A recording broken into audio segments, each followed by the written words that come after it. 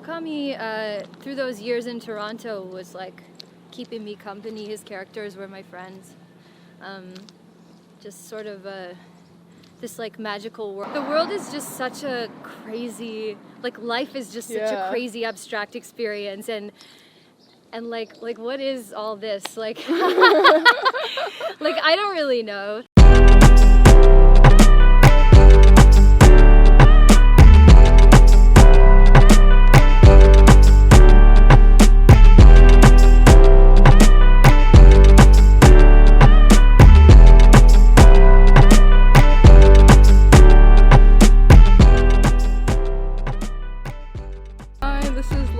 Today I'm here with ALLIE X. So you were born in Canada, or? Yeah, I was born in Canada, just outside of Toronto. Mm-hmm. Were your family like living in England at some point? How do you know that? Yeah, my dad's from England. What made him move to Canada? Was his job, or? My mom. Oh, yeah. So sweet! Yeah. What did they do? Wow, I've never been asked these questions before. My dad has, he works in the aviation industry, and my mom was a stay-at-home mom. Where do you get your creative side from? I think my dad. Yeah. I feel like my dad has this sort of like untapped creativity that it's not untapped, it's just that he never got to express it like professionally. Mm-hmm. What kind of music were they playing in the house when you were growing up? A lot of like Motown, classic rock, psychedelic rock, and then just like top 40. Yeah. Were you were into that like indie stuff also, right? Like rock stuff? Yeah, but I actually I feel like I didn't start properly listening to music until later, like college. Oh. Yeah, I was kind of a late bloomer in that way, and then once I started listening to more indie, more experimental electronica, like I sort of had this, musical revelation, and that's when I started writing too. Were you also into like more classical stuff, or? Yeah, I studied classical. Yeah. It wasn't really for me. I really enjoy classical piano. Mm-hmm. I never had the chops to make it as a classical pianist, but like I was decent enough, and I still to this day really enjoy like learning a like Bach or like a Chopin piece, and just seeing how well I can do with that. And I also love going to see classical music. When it came to classical voice, though, I felt like it was kind of stupid. No, I mean that's a broad generalization, but I just felt like it was kind of like I didn't like the people. It was very strict, and it was only about using this one part of your voice, and the voice has so many facets, and it can really be, sometimes to make a really ugly sound can be the most beautiful thing to listen to. So I don't know, I just felt really limited by that, and I did it for 2 years seriously, and then I never pursued it past that.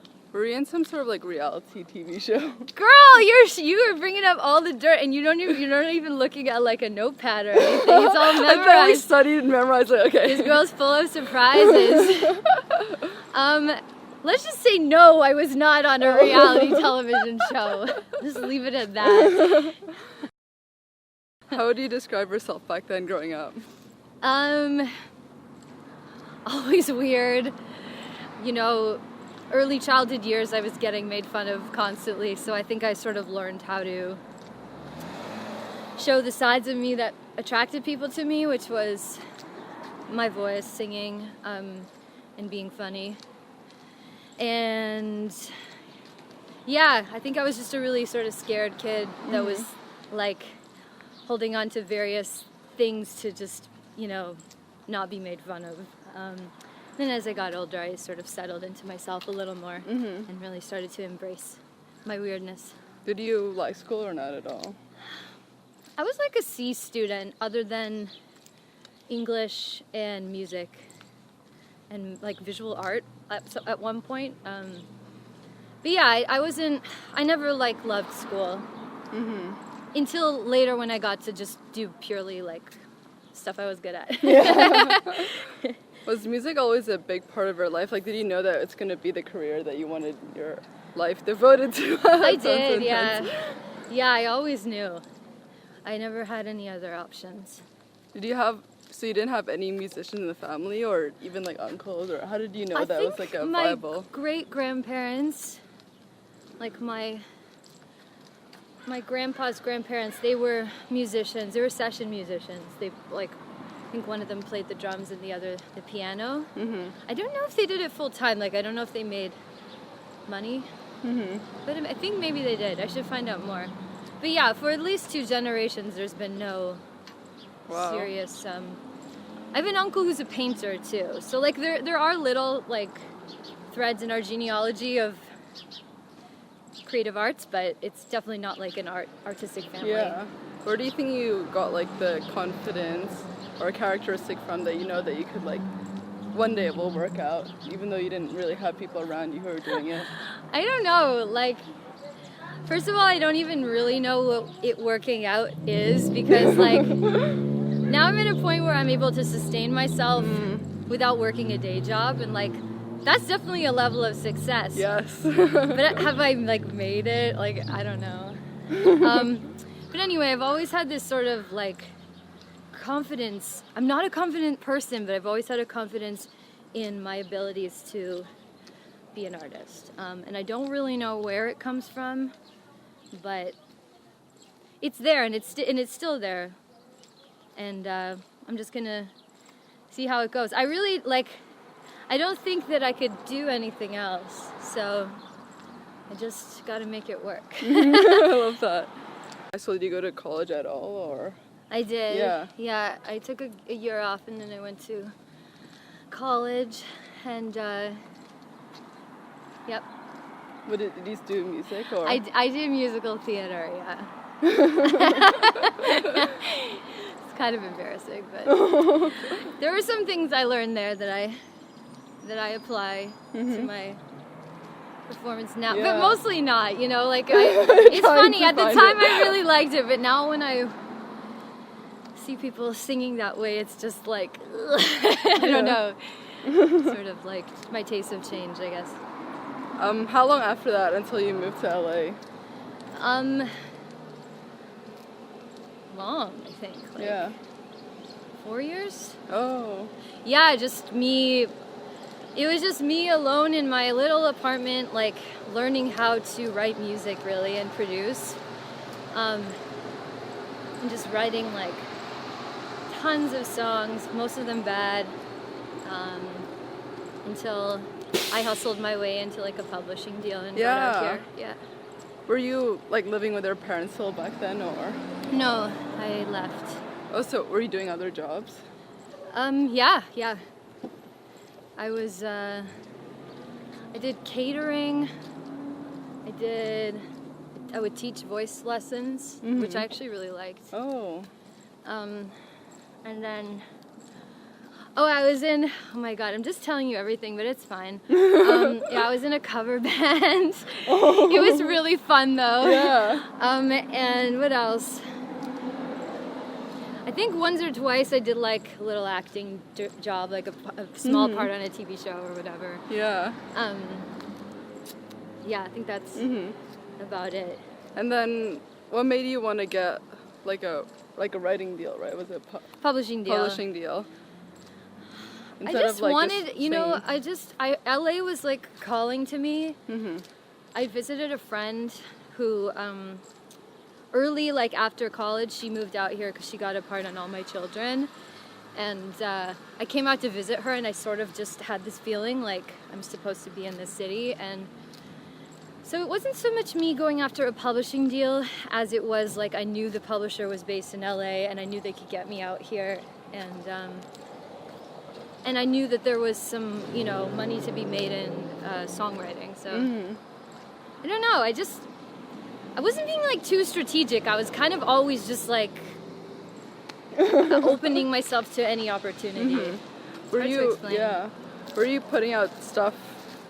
Like when did ALLIE X start? When I moved to LA. Oh, I mean, so you weren't putting out stuff before. It was like no. I officially put out my first single as ALLIE X. Wow, these are beautiful. Yeah, really like this like purple color. I don't even know. They look like some sort of alien flower. Yeah.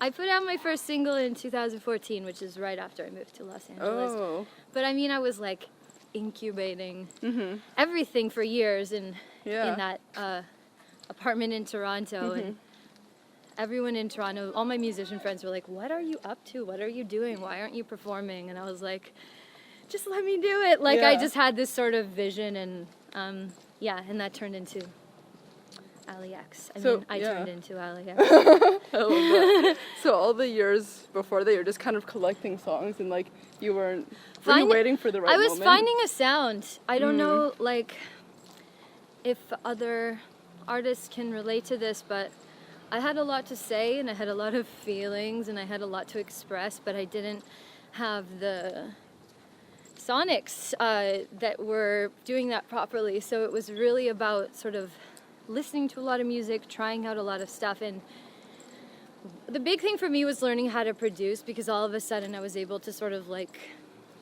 instead of like trying to describe to another producer what I was hearing, I could actually like play it, you know, and do it myself. So that was kind of like the thing that really helped me find my sound.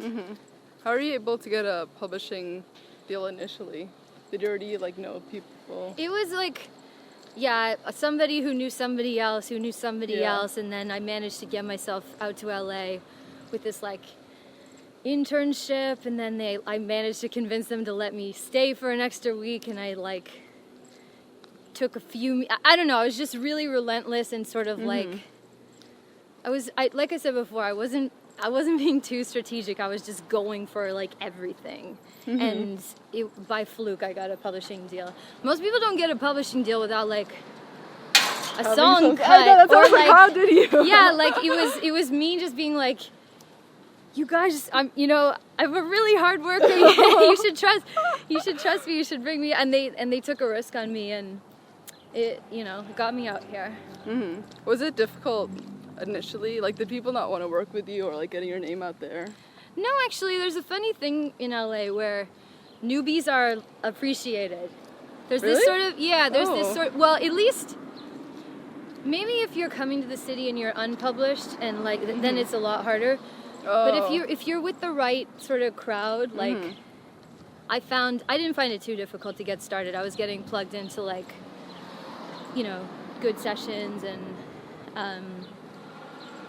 and people were excited. I had already with me written Catch, Prime, and this other song, Tongue Tied, that I never released, but it did get leaked. And so I was, kind of playing that, and the reactions were really good, I remember. So once I was here, things started moving. They hadn't moved for like 4 years, and then they just started to go, and it was crazy. How did was it so you were juggling time between writing for yourself and writing for other people? Yeah, because like I always just wanted to be an artist, but when I got that publishing deal, I didn't want to tell my publishers like, actually, like, I just want to write for me. So yeah, and then through writing for others, I ended up meeting a lot of people and working with like Troye Sivan, which was great. Yeah, and how did that happen? Just a mutual like writer friend that was friends with both of us, like put us in a room together. And also Troy had tweeted about a song of mine like really early on, and so that's really cool. Yeah, so I was like, that was before he even put music out. He was just like a YouTuber. Oh really? Wow, this would mean years ago then. 2014, yeah. So wow, he hasn't even been doing, I guess that's 4 years now. Wow. Yeah, we started writing in, was it 2014? I think it was the end of 2014 would have been our first session. And that's been great. That's been like one of the best things that's happened to me out here. How do you decide to launch your own imprint? It was a combination of limited options, i.e. like, like it's not like I had all these huge offers on my plate to pick from, and then also just a real desire to be independent, remain like artistically just true to what I was seeing, and not have the pressure of like this is on the radio right now, you should make something that sounds like exactly like this or whatever. So kind of a combination of those two things. And Murakami's been like a huge help for you, right? Yeah. Murakami, through those years in Toronto, was like keeping me company. His characters were my friends. Just sort of this like magical world. Like I used to I'd be on my computer for like 5 hours trying to make music, and then I would take a break and eat lunch, and I would like be reading 1Q84 and just sort of like, it would give me this sort of like space in my mind and this feeling of, just felt like I really related to his characters. Yeah. Is that still a big part of you now, like that fantasy life? It is. I'm actually like rereading because I've read everything. Yeah. Aww. I'm trying to find an author that I like love that much, and I can't find one. And then were you like spending a lot of time in the hospital? I have been in hospitals throughout my life for various ailments I'd rather not get into, but yeah, you know, like that's definitely something that has impacted me. I don't know, like that it's exactly got to do with identity, with the identity questions that I try to like, you know, answer in my work, but probably somewhat. Yeah. How are you able to find your identity now? I don't know, like, I feel like just naturally as you get older, you start to find yourself more. And that's something that I've definitely experienced in these last few years. I've grown up a lot since I moved here. And just kind of like really being true to yourself, especially as an artist, and an artist when you have a big team and you have these sort of important people and they're telling you one thing, and sometimes you just want to please them, but you really just need to listen to your gut. But I don't know, like the world is, those are the two things that come to mind first, but like the world is just such a crazy, like life is just such a crazy abstract experience, and like what is all this, like like I don't really know, and I've never liked to pretend that I have answers or that I'm some sort of role model, when really I'm just as confused as a lot of my fans. What's the decision to like work with or talk a lot about the LGBT community? Yeah. It's not so much a decision as just like that's my family, and they always have been. Always my closest friends and even some of my boyfriends. You know, and it's just a place that I find a lot of support and comfort, and so I just do for them what they do for me. And I've just never even understood like homophobia. Like it just doesn't make sense to me. It makes me angry. So I just try and normalize it, I guess, in my little way. Where do you get your style from? I think I get it from being really insecure about my body and trying to cover it up. You're so fit, I can't. And then also like best legs. I do like my legs, but there's other parts I don't.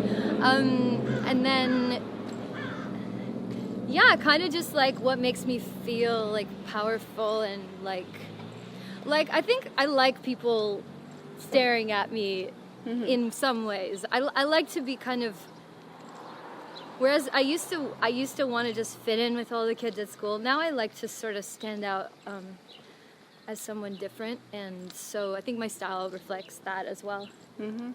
How would you say your music has changed since the early songs you made? Wow. I mean, early on, I was very sort of, it wasn't so much poetry as it was just literal feelings, and I think it was like too much. And the way that I've used my voice has really evolved. Like when you're a trained singer, and I'm not saying that in an impressive way, I think it kind of like gets in the way of like making good music sometimes when you're like using too much vibrato, or, like, your voice is too. So I think my voice has really sort of changed, and yeah, and like, I don't know, with every body of work that I do, and I'm working on one right now, and maybe another one after that as well, and it just sort of, I just really feel like an evolution, and you just, the more you listen to, the more influenced you are, I guess. How do you say you've grown as a person since when you started? Well, there's negative and positive. Yeah. I've become more jaded for sure. And some of the magic that I've felt has turned into, the magic has turned into money, I think, and like it's sort of,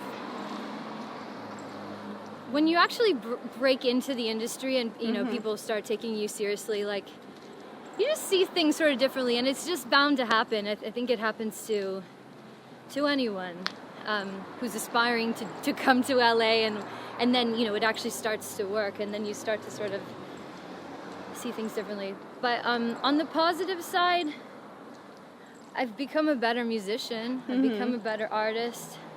I've learned how to really share my art with people and hopefully help them. You know, that's what they say to me, and that means a lot. I've met a lot of, I'm surrounded by inspiring artists. And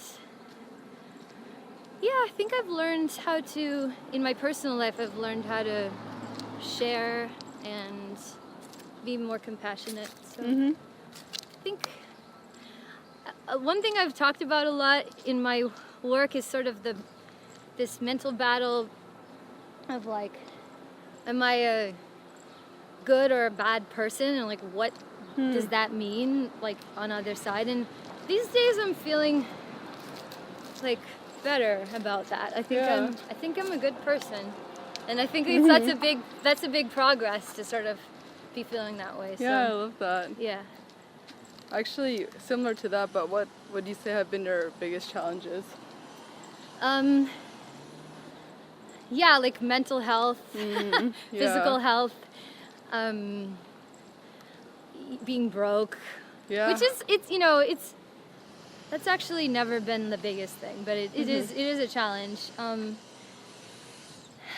And feeling, I'm not a person that gets lonely, but feeling like in LA, like a lack of real friendship.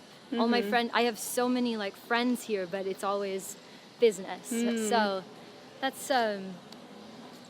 something I'd like to work on. I'd like to have some. What does success look like to you? Like, I'm not going to pretend that I don't want to make money. I'd like enough money to be comfortable. I don't need a mansion or anything, but, you know, just enough to sort of feel comfortable. Success is being proud, more than money. Success is being proud of the work that I put out there and feeling that it, feeling just that it's meaningful. And I feel like sometimes when you're working in pop, like that doesn't always work with what's popular or on the radio. So that's something I'm always trying to be mindful of.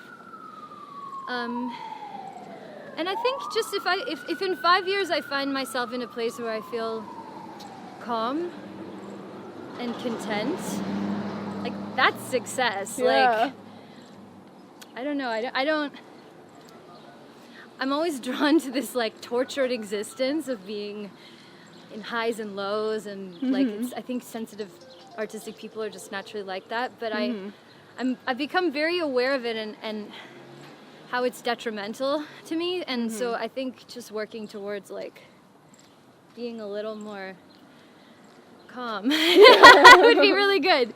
Yeah. What does love mean to you? Love. I feel like it took me so long to understand sort of what love means, which is unconditional support and friendship. and like physical attraction is in there too, and that's kind of like the high that you get, and like like it's nice, but at the end of the day I really feel like it's being able to be completely yourself in front of someone and know that you won't be judged and that you'll be loved. Yeah. Last question. What do you want to be remembered for? Fuck, that's some deep flake. I want to be remembered for being a unique, strong-willed person who fought for what they believed in and never gave up on evolving. I think as people get older, they sort of they get comfortable, and it's funny because I was just saying something that kind of contradicts this, but I think it's important to always keep trying to learn and to communicate and to be of some help to society. Yeah, I love that. Thank you so much. This is awesome. Thank you. It's a really good interview. I think it helps my nerves to walk. Same.